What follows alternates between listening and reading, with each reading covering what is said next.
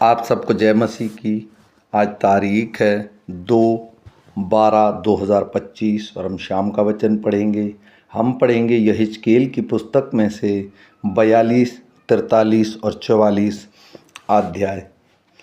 फिर वह मुझे बाहरी आंगन में उत्तर की ओर ले गया और मुझे उन दो कोठरियों के पास ले गया जो भवन के आंगन के सामने और उसके उत्तर की ओर थी। 100 हाथ की दूरी पर उत्तरी द्वार था और चौड़ाई 50 हाथ की थी। भीतरी आंगन के 20 हाथ सामने और बाहरी आंगन के फर्श के सामने तीनों मंजिलों में छज्जे थे। कोठरियों के सामने भीतर की ओर जाने वाला 10 हाथ चौड़ा एक मार्ग था और हाथ भर का एक और मार्ग था और कोठरियों के द्वार उत्तर की ओर थे। ऊपरी कोठरियाँ छोटी थी, अर्थात छज्जों के कारण वे निचले और बीच की कोठरियों से छोटी थी, क्योंकि वे 3 मंजिला थी और आंगनों के समान उसके खंभे न थे। इस कारण ऊपरी कोठरियाँ निचली और बीच की कोठरियों से छोटी थी। जो दीवार कोठरियों से बाहर उसके पास पास थी, अर्थात कोठरियों के सामने बाहरी आंगन की ओर थी, उसकी लंबाई 50 हाथ की थी, क्योंकि बाहरी आंगन की कोठरियाँ 50 हाथ लंबी थी और मंदिर के सामने की अंगल 100 हाथ की थी। इन कोठरियों के नीचे पूर्व की ओर मार्ग था, जहां लोग बाहरी आंगन से इनमें जाते थे। आंगन की दीवार की चौड़ाई में पूर्व की ओर अलग स्थान में भवन दोनों के सामने कोठरियां थी। उनके सामने का मार्ग उत्तरी कोठरियों के मार्ग सा था। उसकी लंबाई चौड़ाई बराबर थी और निकास की ढंग उनके द्वार में से थे और दक्षिणी कोठरियों के द्वारों के अनुसार मार्ग के सिरे पर द्वार था, अर्थात पूर्व की ओर की दीवार के सामने, जहां से लोग उनमें प्रवेश करते थे। फिर उसने मुझसे कहा, ये उत्तरी और दक्षिणी कोठरियाँ जो आंगन के सामने हैं, वे ही पवित्र कोठरियाँ हैं, जिनमें यहोवा के समीप जाने वाले याजक परम पवित्र वस्तुएं खाया करेंगे। वे परम पवित्र वस्तुएं और अन्न बलि और पाप बलि, दोष बलि वहीं रखेंगे, क्योंकि वह स्थान पवित्र है। जब जब याजक लोग भीतर जाएंगे, तब तब निकलने के समय वे पवित्र स्थान से बाहर आंगन में यों ही न निकलेंगे, अर्थात वे पहले अपनी सेवा टहल के वस्त्र पवित्र स्थान में रख देंगे, क्योंकि ये कोठरियाँ पवित्र हैं। तब वे दूसरे वस्त्र पहनकर साधारण लोगों के स्थान में जाएंगे। जब वह भीतरी भवन को माप चुका, तब मुझे पूर्व दिशा के फाटक के मार्ग के बाहर ले जाकर बाहर का स्थान चारों ओर मापने लगा। उसने पूर्वी ओर को मापने के बाद से मापकर 50, 100, 500 हाथ पाया। उसने उसे उत्तरी ओर के सामने मापने के बांस से मापकर 500 बांस का पाया। तब उसने दक्षिणी ओर को मापने के बांस से मापकर 500 बांस का पाया और पश्चिमी ओर मुड़कर उसने मापने के बांस से मापकर उसे 500 बांस का पाया। उसने उस स्थान की चारों सीमाएं मापी और उसके चारों ओर एक दीवार थी। वह 520 बांस लंबी और 500 बांस चौड़ी थी और उसके लिए बनी थी कि पवित्र और सर्वसाधारण को अलग अलग करे। फिर वह मुझको उस फाटक के पास ले गया जो पूर्वी मुखी था, और तब इज़राइल के परमेश्वर का तेज पूर्वी दिशा से आया और उसकी वाणी बहुत से जल की घरघराहट सी हुई और उसके तेज से पृथ्वी प्रकाशित हुई। यह दर्शन उस दर्शन के तुल्य था जो मैंने उसे नगर के नाश करने को आते समय देखा था, और उस दर्शन के समान जो मैंने कबार नदी के तट पर देखा था। और मैं मुंह के बल गिर पड़ा। तब यहोवा का तेज उस फाटक में होकर जो पूर्वमुखी था भवन में आ गया। तब आत्मा ने मुझे उठाकर भीतरी आंगन में पहुंचाया और यहोवा का तेज भवन में भर गया था। तब मैंने एक जन का शब्द सुना जो भवन में से मुझे बोल रहा था, और वह पुरुष मेरे पास खड़ा था। उसने मुझसे कहा, हे मनुष्य के संतान, यहोवा की यह वाणी है कि यह मेरे सिंहासन का स्थान और मेरे पांव रखने की जगह है, जहां मैं इज़राइल के बीच सदा वास किए रहूंगा। न तो इज़राइल का घराना और न उसके राजा उसके व्यभिचार से या अपने ऊंचे स्थानों में अपने राजाओं के शवों के द्वारा मेरा पवित्र नाम फिर अशुद्ध ठहराएंगे। वे अपनी देवड़ी मेरी देवड़ी के पास और अपने द्वार के खंभे मेरे द्वार के खंभे के निकट बनाते हैं।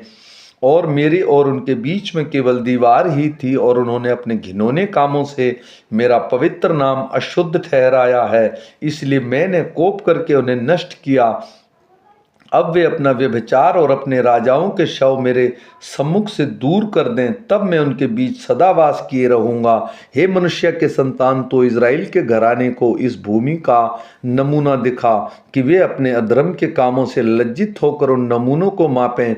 यदि वे अपने सारे कामों से लज्जित हों तो उन्हें इस भवन का आकार और स्वरूप और इसके बाहर भीतर आने जाने का मार्ग और इस सब प्रकार की विधियां और नियम बतलाना और उनके सामने लिख रखना, जिससे वे उसका सब आकार और उसकी सब विधियां स्मरण करके उसके अनुसार करें। भवन का नियम यह है कि पहाड़ की चोटियों के चारों ओर का संपूर्ण भाग परम पवित्र है। देख, भवन का नियम यही है, ऐसे हाथ के माप से जो साधारण हाथ के चौवे भर अधिक हो। वेदी की माप यह है, अर्थात उसका आधार 1 हाथ और उसकी चौड़ाई 1 हाथ की, और उसके चारों ओर की छोर पर की पटरी 1 चौवे की।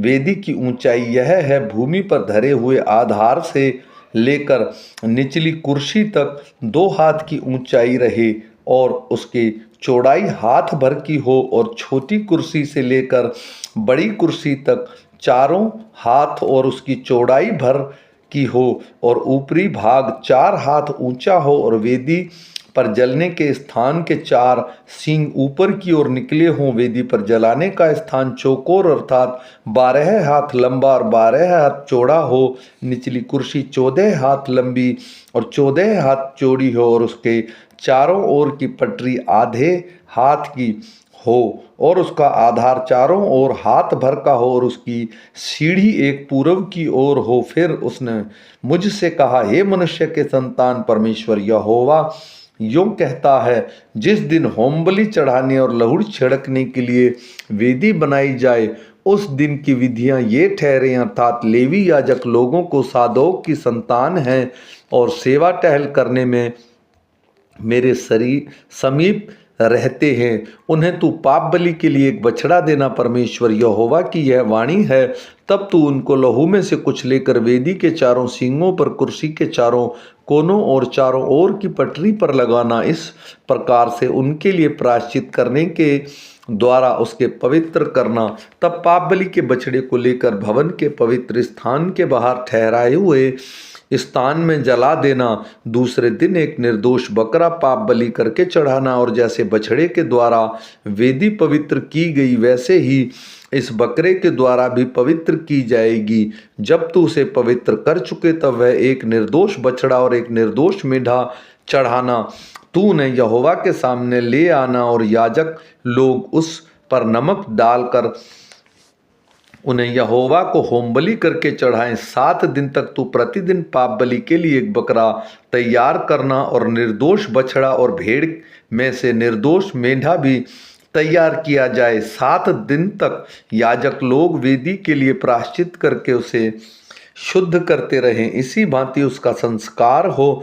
जब वे दिन समाप्त हो, तब 8वें दिन के बाद से याजक लोग तुम्हारे होमबलि और मेलबलि वेदी पर चढ़ाया करें, तब मैं तुमसे प्रसन्न होऊंगा। परमेश्वर यहोवा की यही वाणी है। फिर वह मुझे पवित्र स्थान के उस बाहरी फाटक के पास लौटा ले गया, जो पूर्व मुखी है, और वह बंद था। तब यहोवा ने मुझसे कहा, यह फाटक बंद रहे और खोला न जाए, कोई इससे होकर भीतर न जाने पाए, क्योंकि इज़राइल का परमेश्वर यहोवा इससे होकर भीतर आया है।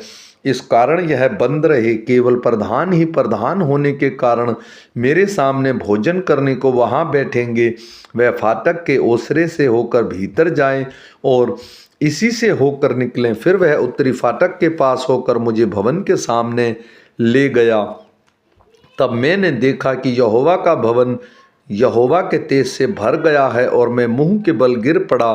तब यहोवा ने मुझसे कहा, हे मनुष्य के संतान, ध्यान देकर अपनी आंखों से देख, और जो कुछ मैं तुझसे अपने भवन की सब विधियों और नियमों के विषय में कहूँ, वह सब अपने कानों से सुन, और भवन के प्रवेश और पवित्र स्थान के सब निकासों पर ध्यान दे और उन बलवाइयों अर्थात इजराइलियों के घराने से कहना, परमेश्वर यहोवा यूँ कहता है, हे इजराइल के घराने, अपने सब घृणित कामों से अब हाथ उठा। जब तुम मेरा भोजन अर्थात चर्बी और लहू चढ़ाते थे, तब तुम बिराने लोग को जो मन और तन दोनों के खतनाहीन थे मेरे पवित्र स्थान में आने देते थे कि वे मेरा भवन अपवित्र करें, और उन्होंने मेरी वाचा को तोड़ दिया और जिससे तुम्हारे सब घृणित काम बढ़ गए।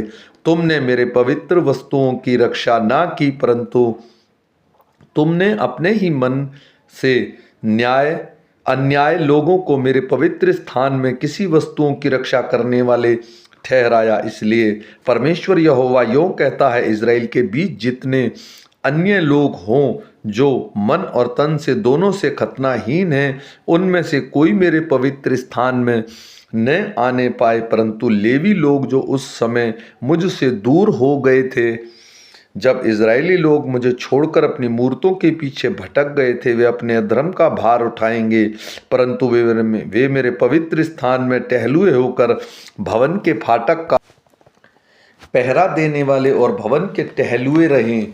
मैं वे होमबलि और मेलबलि के पशु लोगों के लिए वध करें, उनकी सेवा टहल करने को उनके सामने खड़े हुआ करें, क्योंकि इजराइल के घराने की सेवा टहल वे उनकी मूर्तों के सामने करते थे और उनकी ठोकर खाने और अधर्म में फंसने का कारण हो गए थे। इस कारण मैंने उनके विषय में शपथ खाई है कि वे अपने अधर्म का भार उठाएं।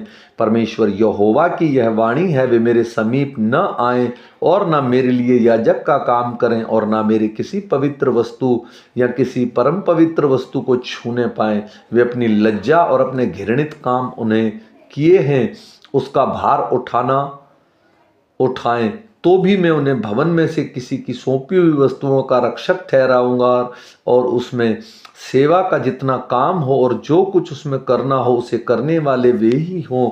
फिर लेवी याजक जो सादोक की संतान है और जिन्होंने उस समय मेरे पवित्र स्थान की रक्षा की, जब इजराइल मेरे पास से भटक गए थे, वे मेरी सेवा टहल करने के लिए समीप आया करें और मुझे चर्बी और लहू चढ़ाने को मेरे सम्मुख खड़े हुआ करें। परमेश्वर यहोवा की यही वाणी है, वे मेरे पवित्र स्थान में आया करें और मेरी मेज के पास मेरी सेवा टहल करने को आएं और मेरी वस्तुओं की रक्षा करें। जब वे भीतरी आंगन के फाटक में से होकर जाया करें, तब सन के वस्त्र पहने हुए जाएं, और जब वे भीतरी आंगन के फाटकों में या उसके भीतर सेवा टहल करते हों, तब ऊन का कोई वस्त्र न पहने। वे सिर पर सन की सुंदर टोपियां पहने और कमर में सन की जांघियां बांधे हों। किसी ऐसे कपड़े से वे कमर न बांधें जिससे पसीना होता है। जब वे बाहरी आंगन में लोगों के पास निकले, तब जो वस्त्र पहने हुए सेवा टहल करते थे उन्हें उतार कर और पवित्र कोठरियों में रख कर दूसरे वस्त्र पहने, जिससे लोग उनके वस्त्रों के कारण पवित्र न ठहरे। न तो वे सिर मुंडाएं और न बाल लंबे होने दें, वे केवल अपनी बाल कटवाएं। भीतरी आंगन में जाने के समय कोई याजक दाख मधु न पिए। वे विधवा या छोड़ी हुई स्त्री को ब्याह न ले, केवल इजराइल के घराने के वंश में से कुंवारियां ऐसी विधवा ब्याह ले जो याजक की स्त्री हो। वे मेरी प्रजा को पवित्र अपवित्र का भेद सिखाया करें और शुद्ध अशुद्ध का अंतर बताया करें। जब कोई मुकदमा हो तब न्याय करने को वे ही बैठें और मेरे नियम के अनुसार न्याय करें। मेरे सब नियत पर्वों और उसके विषय में मेरी व्यवस्था और विधियों का पालन करें और मेरे विश्राम दिनों को पवित्र माने। वे किसी मनुष्य के शव के पास न जाएं कि अशुद्ध हो जाएं। केवल माता पिता, बेटे, भाई और ऐसी बहन के शव के कारण जिसका विवाह ना हुआ हो, वे अपने को शुद्ध कर सकते हैं। जब वे अशुद्ध हो जाएं, तब वे अपने लिए 7 दिन गिन जाएं और वे शुद्ध ठहरे। और जिस दिन वे पवित्र स्थान अर्थात भीतरी आंगन की सेवा टहल करने को फिर प्रवेश करें, उस दिन उनके लिए एक पाप बलि चढ़ाएं। परमेश्वर यहोवा की यही वाणी है, उनका एक ही निज भाग होगा, अर्थात उनका भाग मैं ही हूँ। तुम उनके इज़राइल के बीच कुछ ऐसी भूमि न देना जो उनकी निजी हो। उनकी निजी भूमि मैं ही हूँ। वे अन्न बलि, पाप बलि और दोष बलि खाया करें, और इज़राइल में जो वस्तु अर्पण की जाए वह उनको मिला करे। सब प्रकार सबसे पहली उपज और सब प्रकार की उठाई हुई वस्तुएं जो तुम उठाकर चढ़ाओ याजक को मिला करे, और नए अन्न का पहला गूंधा हुआ आटा भी याजक को दिया करना, जिससे तुम लोगों के घर में आशीष हो। जो कुछ अपने आप मरे वह फाड़ा गया हो, चाहे पक्षी हो या पशु, उसका मांस याजक न खाए। आमीन।